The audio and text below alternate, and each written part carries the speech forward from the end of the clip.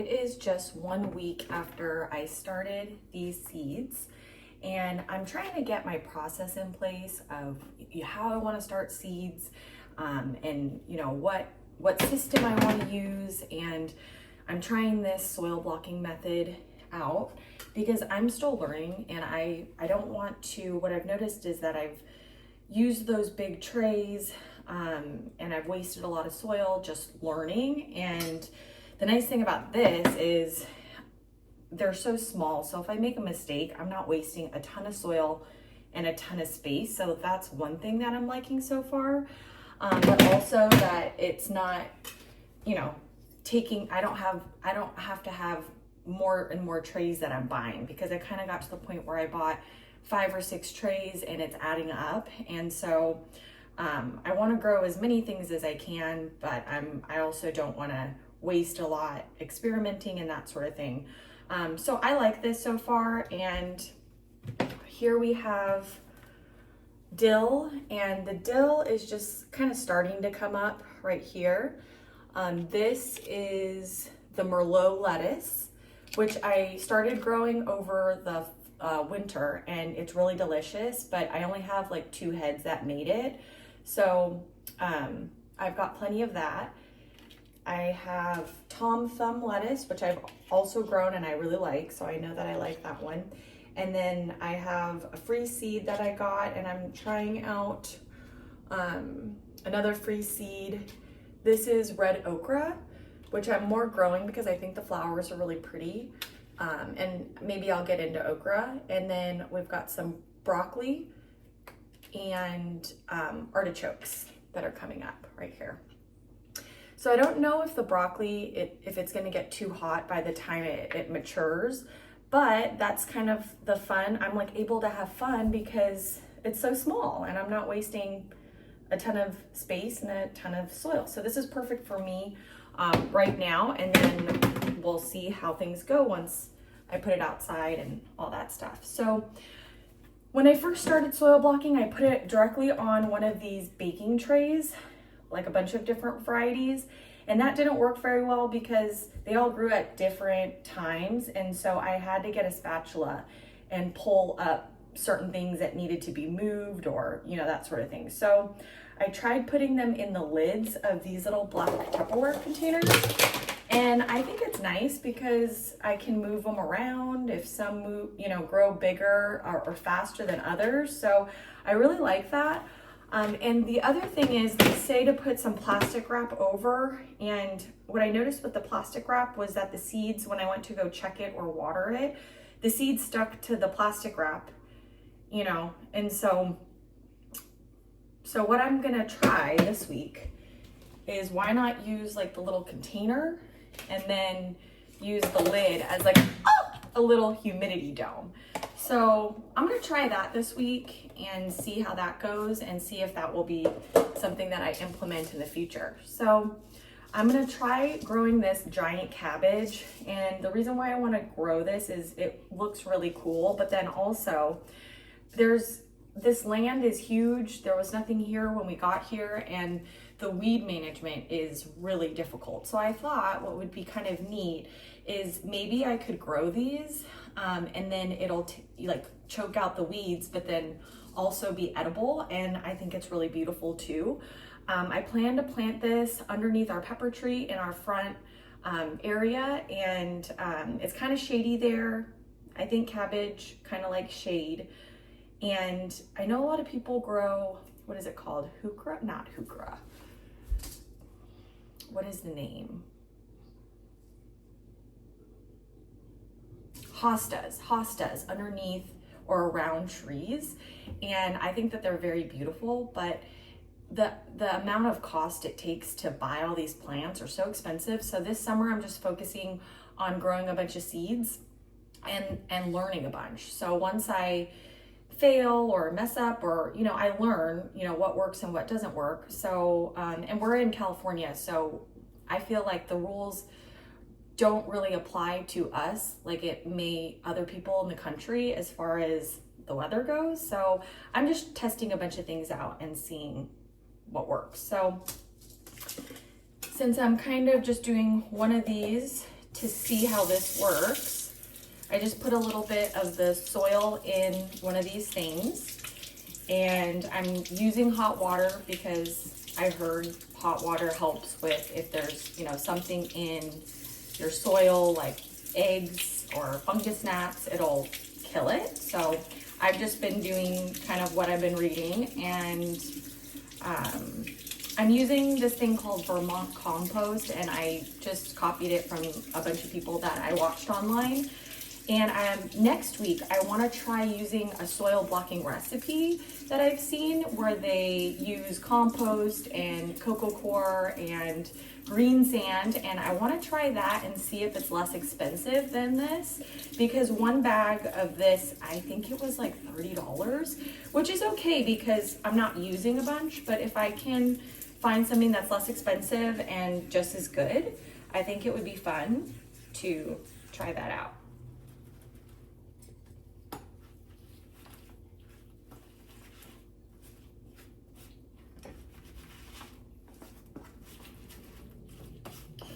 So I'm just adding the water and mixing it up.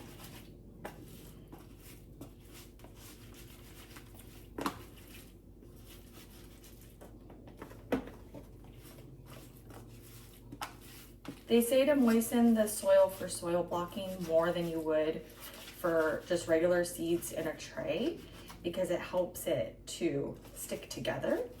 And I found that that does work, because when I used really dry seed starting mix last year, they were just crumbling, and I didn't understand why anybody would use these soil blocks, and I sort of gave up because they became a mess. But these blocks are still looking really good, and then also watering it from below. So go.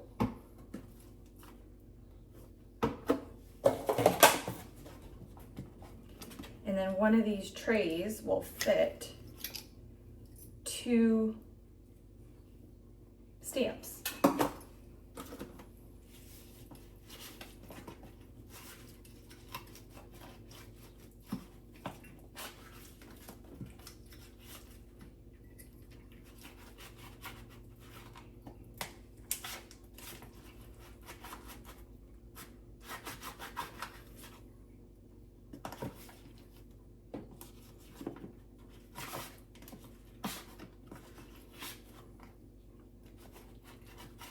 I might need a little bit more soil. I almost got it perfect, but maybe I'll just try and smush this in here because they're on the edges.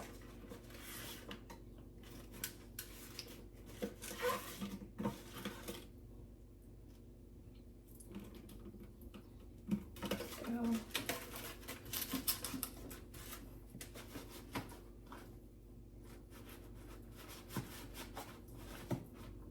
All right, I got it.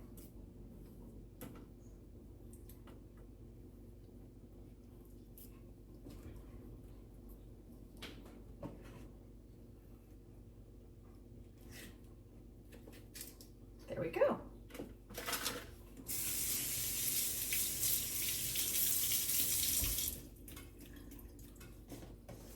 So I've got my 2 little blocks.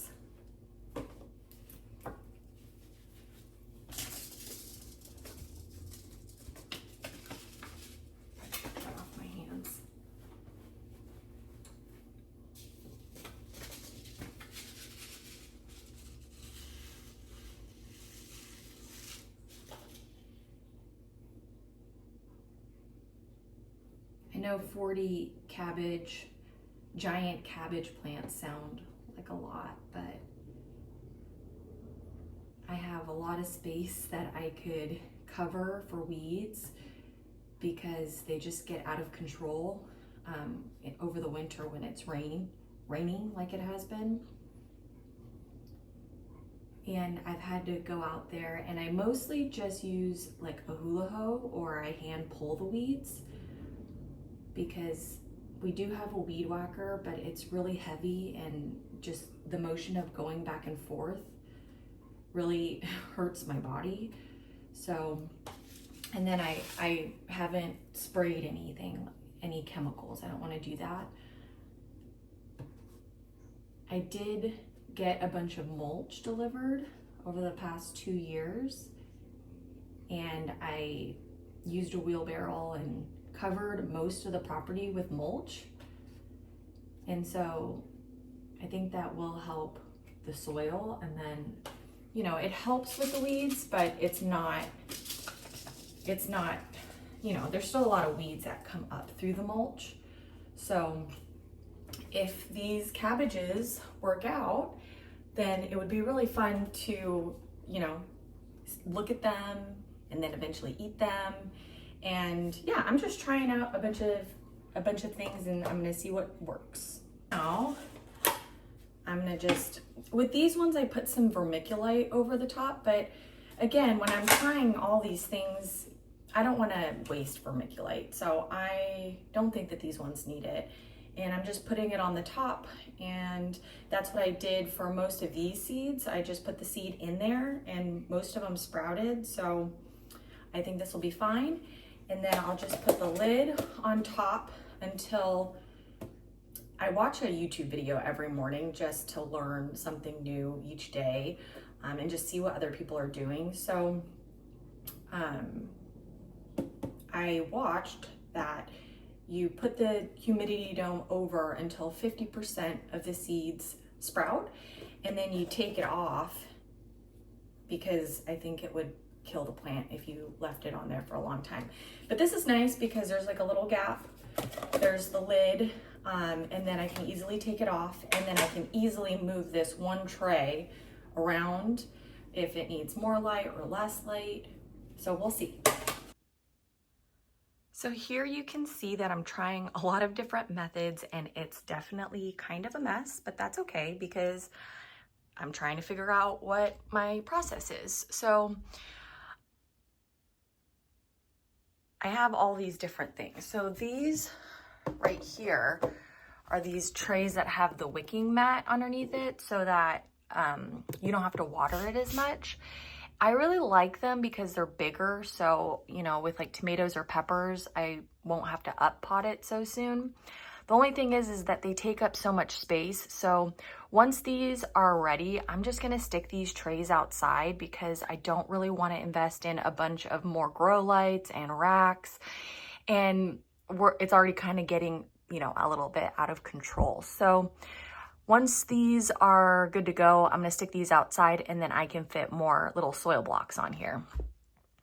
These trays are 72 tray things. And I bought these because they were more sturdy than the ones I bought that were flimsy last year, and they just kind of broke. And then they were just everywhere. They were all over my yard, and also I'm growing lots of different things in here. So they all grow at different times. And it's been difficult, like over here, when my tomatoes outgrew the peppers.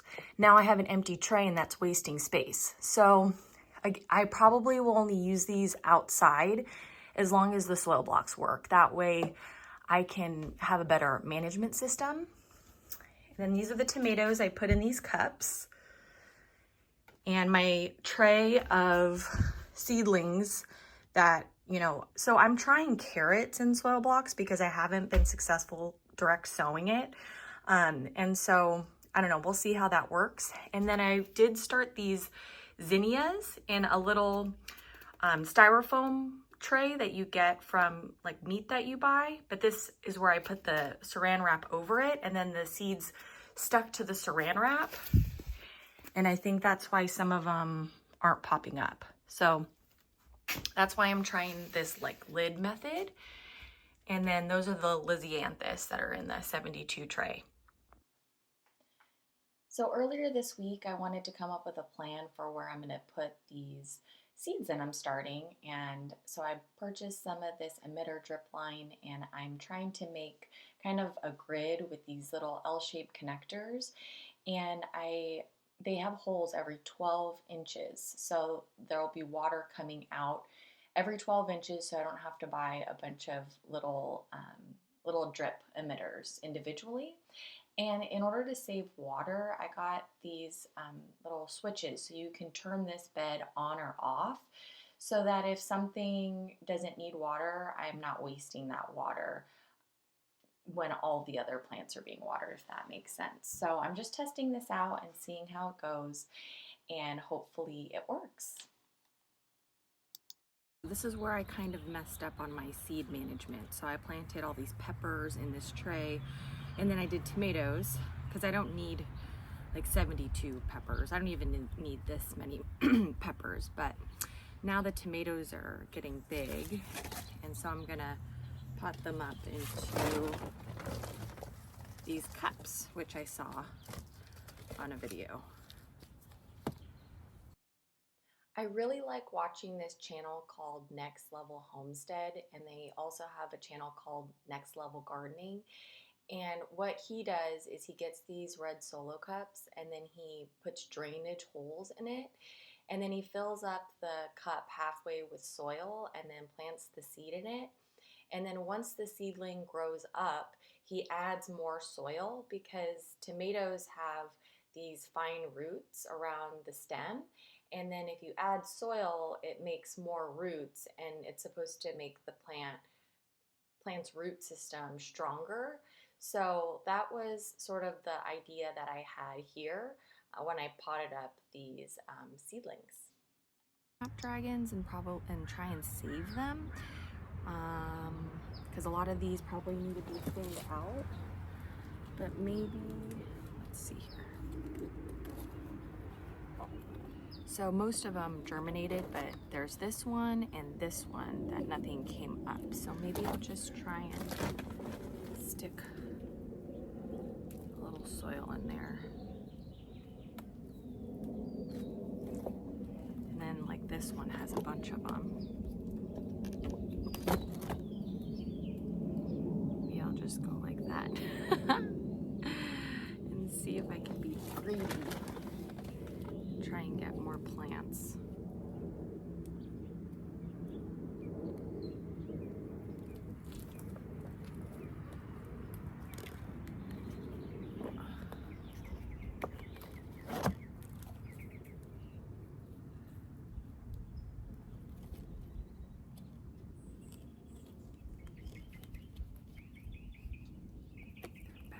Back you go.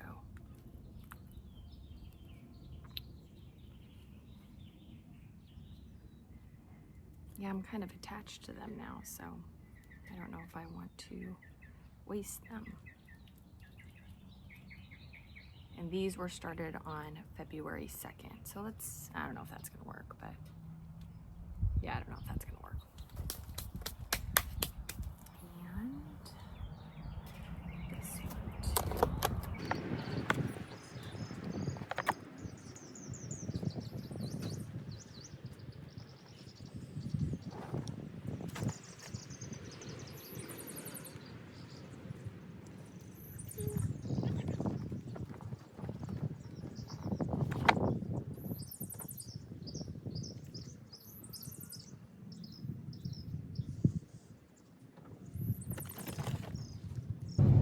All right, so I just realized I forgot to put a drainage hole on the bottom of these. So I'm gonna have to grab a razor blade or something and go poke holes under here so that the water can drain out.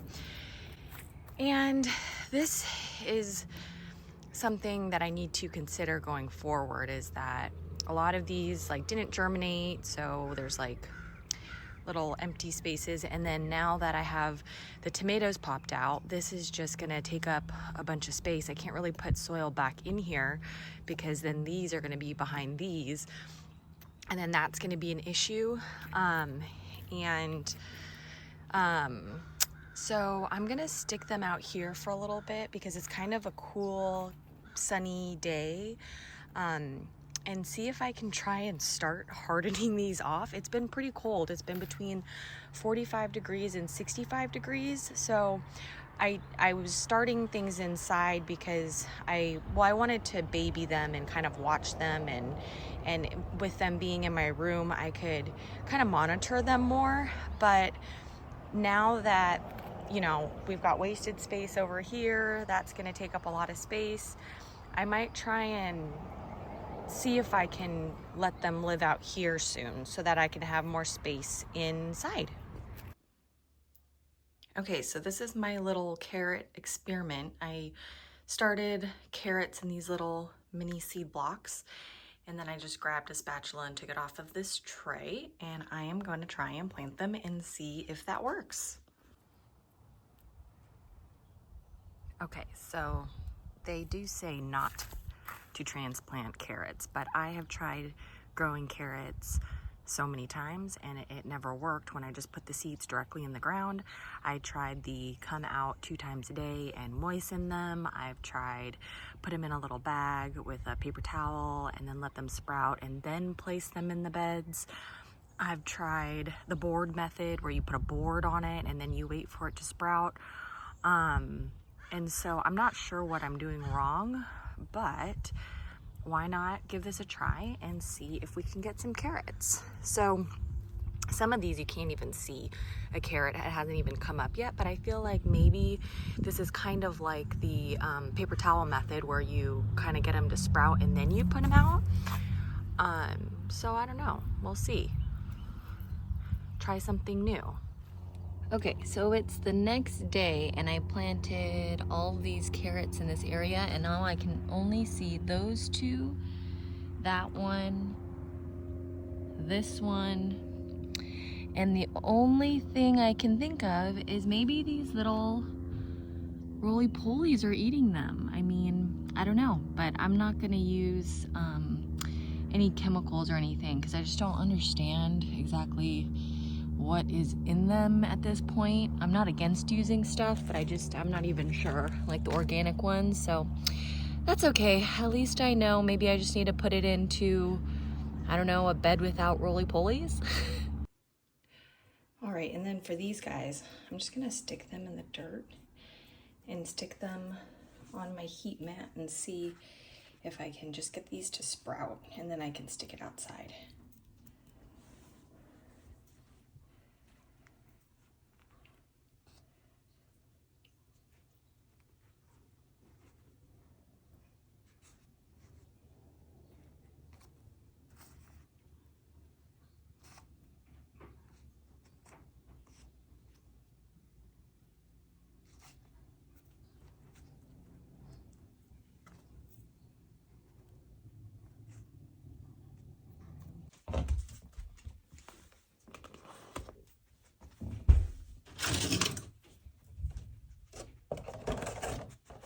Perfect.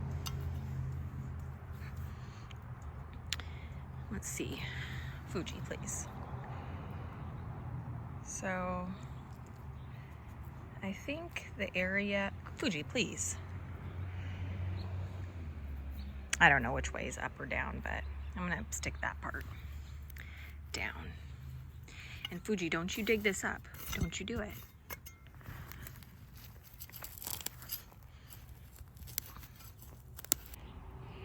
Then I have this little planter by my raised bed, and I think I'm just gonna put the ginger in here.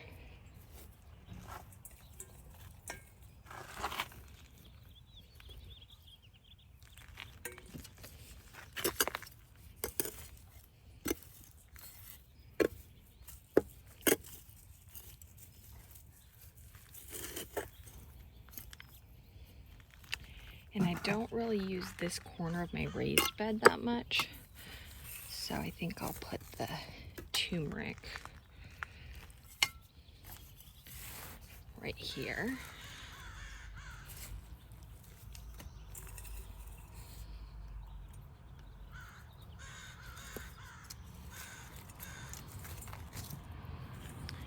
And the horseradish.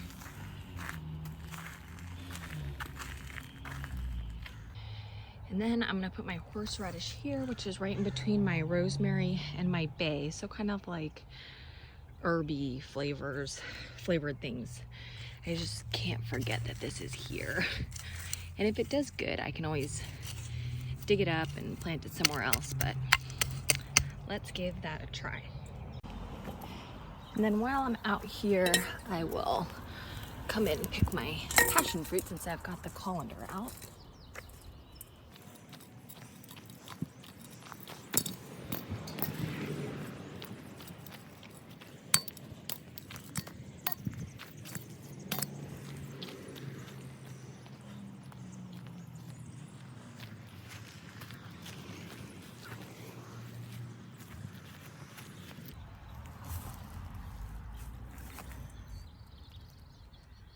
I stuck some of Fuji's poop in these gopher holes.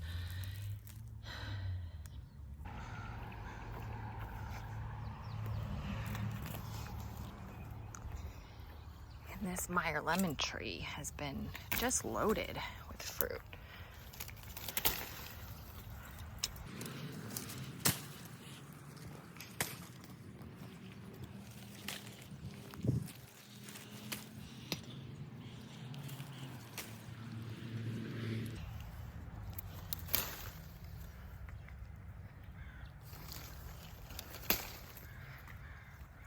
That's good for now. Okay, so right now we've got a ton of passion fruit coming off our vines that I go and pick every couple days.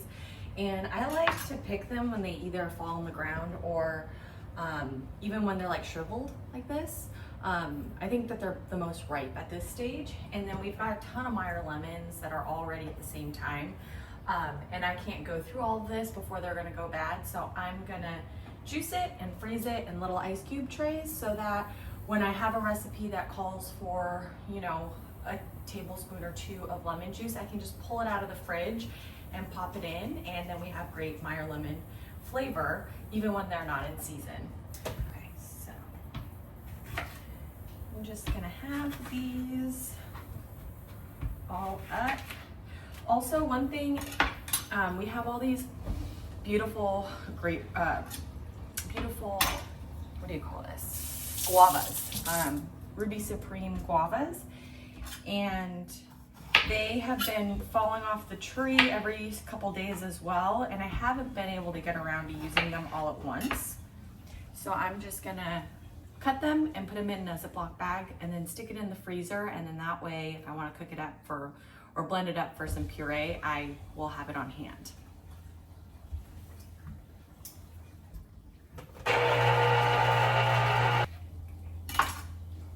These are so pretty and they smell so good.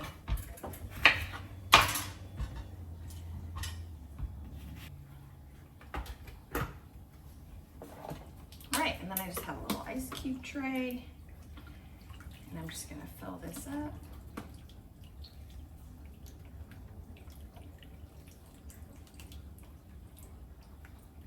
And then I'm gonna put the rest of this in the fridge until this gets frozen because I don't have that many trays. Okay, so now for the passion fruit, I'm just gonna cut these open and it's really pretty on the inside. And they're kind of a tart fruit, which I like. I love anything tart and citrus flavored, but what I like to do with passion fruit or lilikoi, I like to make cocktails with it, or you can use it for like a little dressing instead of lemon. I'm not the best baker and I don't love sweets, but I do love Hawaiian desserts like guava chiffon pie. So I thought we could make a pie with this, or a cake, or let's see, like a cheesecake with like a passion fruit topping. So the issue I have with the passion fruit is by the time I get around to wanting to do all this stuff, I don't have enough to do anything, or I just, you know, they're not always fruiting all the time. So I like to just put it in the food processor like this and then I strain the seeds out, and then I put it in the ice cube trays and stick it in the Ziploc bag, just like the lemon juice. And that way, when I have the motivation to do something with them, I have them on hand and half the work is already done. Also, I just eat them like this, you know, with a spoon. And I think it's really good. A lot of people don't understand or like the seeds because there's a bunch of them and they kind of have a crunch, but I like it. Also put this like on yogurt or cottage cheese. So there's a lot of things you can do with passion fruit, and a lot of people say they don't like it, but give it a try in some different applications and you might be surprised.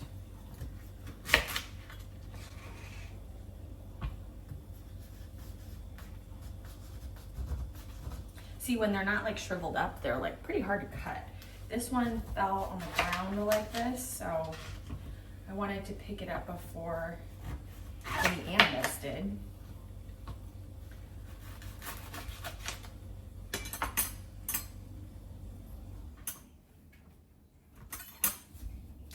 So I'm actually gonna taste this one that's like kind of old and shriveled up like this.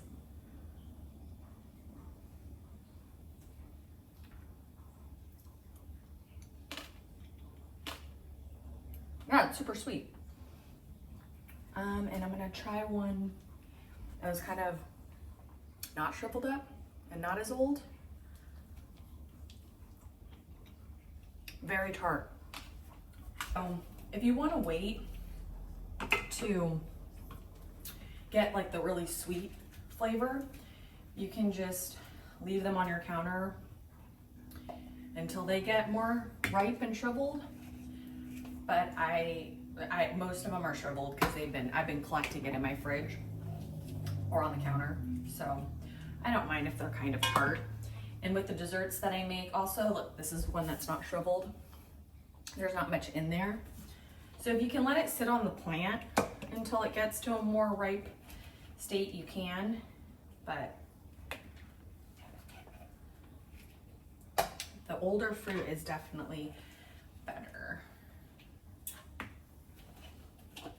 Okay, so I am done cutting up all the fruit and sticking it in the food processor. And I've made a huge mess, but that's okay. That's why I like to do this all at once, so that I only mess up the kitchen every so often. So I think that was the perfect amount. And passion fruit is really easy to grow here in San Diego. I struggled with my plant for the first year for some reason, but I don't know if it was an irrigation issue or if it was, I don't know exactly what happened, but it took about a year to establish, and now it's growing all over our chain link fence, which is really beautiful. I want to cover most of the chain link around here. Our property is so big, so to put in really nice like cedar fencing would be really expensive. And eventually it would rot and we'd have to replace it, which would be really expensive. So we have chain link around most of the property, or even just, you know, wire fence that we installed just for a little bit of not privacy, but to keep our dog safe. So I'm just trying to grow things on the fences so that it looks a little prettier, and this passion fruit is perfect for that.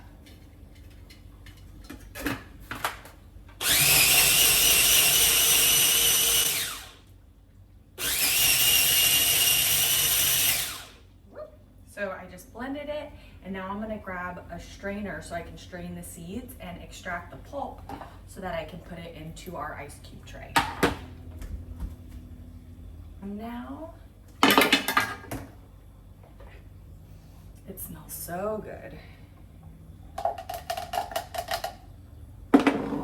Just gonna grab a strainer and my little measuring cup.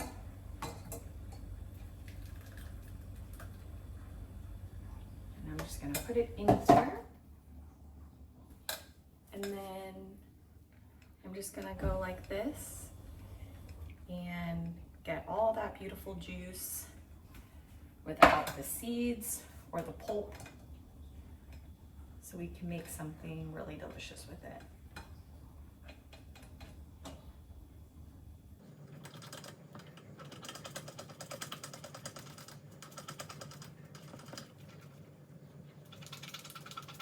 juice to fill this whole tray. If not, next time I'll just have to make sure I wait until I get a little bit more fruit. All right. Then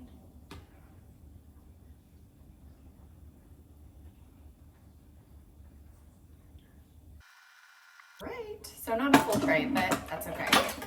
I'm just gonna pop these out as soon as they're frozen and stick it in a bag, so no big deal. Good job.